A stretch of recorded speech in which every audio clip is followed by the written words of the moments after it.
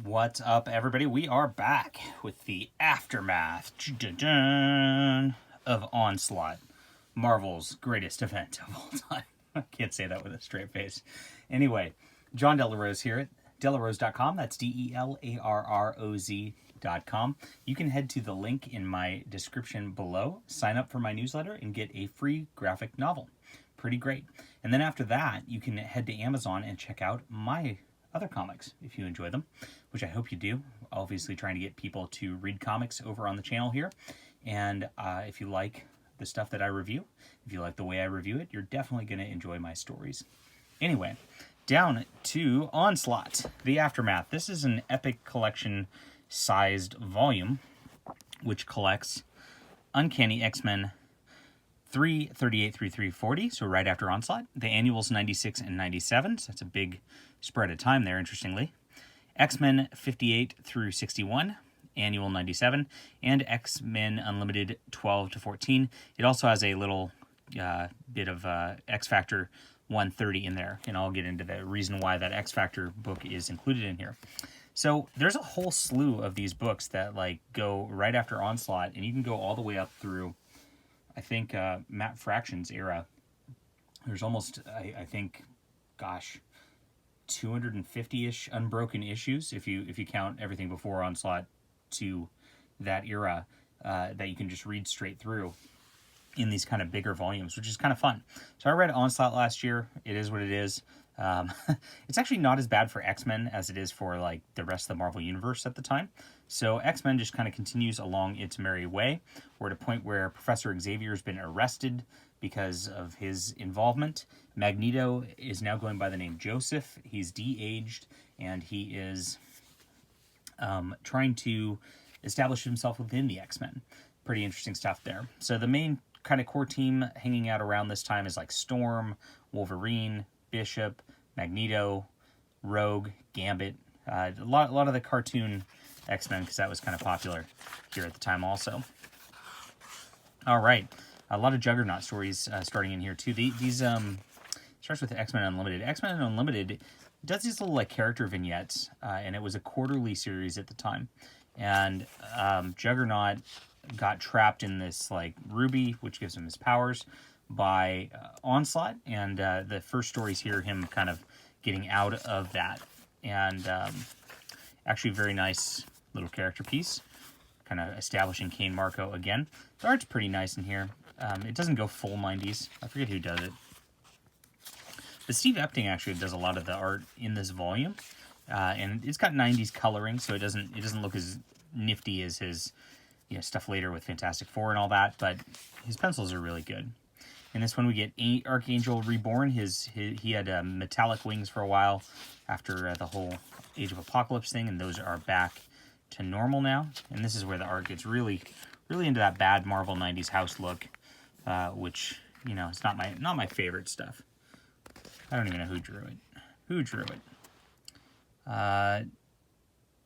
Salvador LaRocca and Joe Meduriard. I don't know how to pronounce that. But yeah, Salvador LaRocca gets better later also. But yeah, as I mentioned, we've got this kind of storyline where Magneto's kind of, it's a very slow-paced book because Onslaught was such a big event. I feel like the writers felt like they needed to just kind of dial it back for a little bit. But the Magneto's establishing himself. Bishop's got his sister he's looking for, who's become a hologram. Very, very weird time travel-y stuff that sort of doesn't make all that much sense. And in the background, there's this character called Creed, who is the son of Sabretooth and Mystique. And he is running for president on an anti-mutant agenda, and getting really, really heated with that. Iceman is actually embedded with them, so is Cannonball from the X-Men. And you just see this kind of just generic 90s art. The good thing about this is just we are at a point where things have changed a little bit comic style wise, and so the pacing of reading through this is pretty fast, so you can plow through these very quickly, even though there's not a ton happening. I do like the Creed storyline, and I think the character work is actually not all that bad. I'm interested in the development of Magneto and all that. There's a very, very odd look for Rogue here. Gambit and Magneto, or Joseph, whatever he calls himself at this point, fight over Rogue a little bit in this. They both got crushes on her. Who's the art on this one? Bernard Chang. I'm not a huge fan of Bernard Chang, personally. Again, the art just kind of took a dip, you know, after their old era there. Spider-Man makes a guest appearance here, and it's Ben Reilly Spider-Man, because Ben Reilly is Spider-Man. You notice the different deal here. But of course, we don't actually see Ben Reilly, but he makes a reference to, like, you know, calling Jean Grey Marvel Girl, and they're kind of like, huh? That's kind of an old name. Who are you?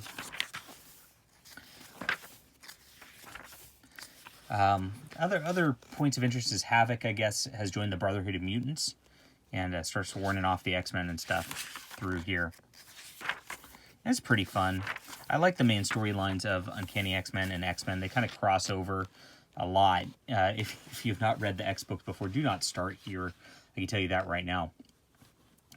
But everything's kind of crossing over at this point, and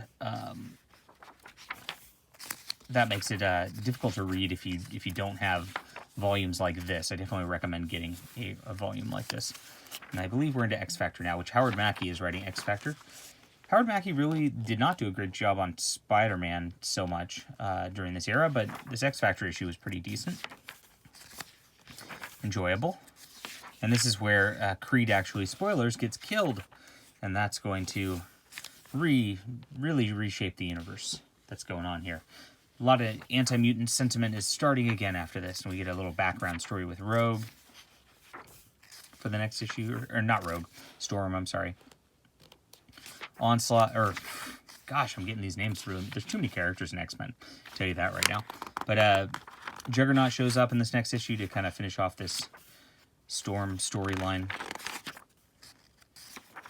And he actually kind of fights on the side of the X-Men. It's kind of these villains are changing at this point here. From here forward, that was the end of, like, the sort of main issue storyline, and we just get X-Men Unlimited and the annuals from this point.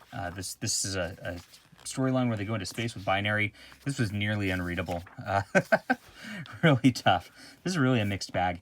But the art's not as bad in this one. But the whoever wrote this, and it's somebody different, just really laid on too much dialogue, as you can see. Look at that. Oh my gosh. Just fill up the pages with dialogue. Painful. So it didn't impact anything else, because these X-Men Unlimited were meant to be vignettes. Now, this is another Juggernaut story, which is a backup in this, because these Unlimited issues, I think, were 48 pages long. And this Juggernaut story, just much like the first one in issue 12, was actually very good.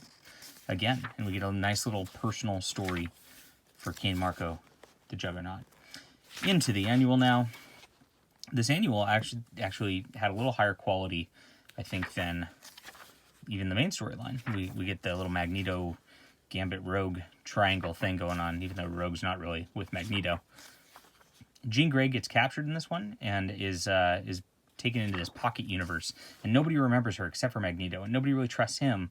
So, but eventually they kind of team and go along with him and get her back. Very nice one. This X-Men Unlimited deals with Franklin Richards, who was a big part of Onslaught.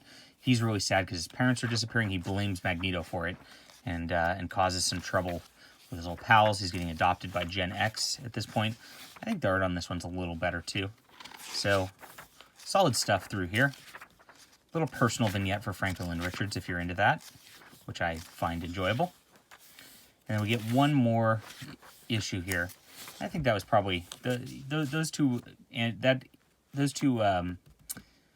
annual and the number 14 of the whatchamacallit, X-Men Unlimited, were pretty good here. And now we get back into some of the funky 90s arts here. This is done by, I guess, Duncan Ronlow, and oof, that is really rough.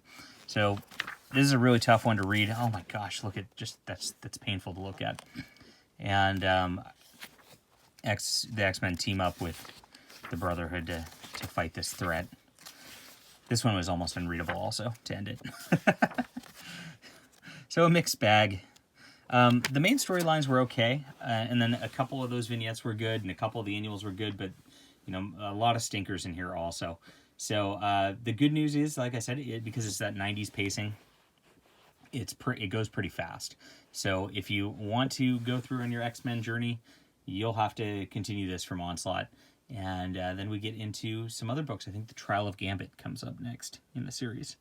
So I give this, I guess, a 7 out of 10 overall. It's pretty average. There's nothing super special or memorable about it except for the Magneto storyline, which I do enjoy. And that is about that. All right, hit that like and subscribe button. We will be back soon.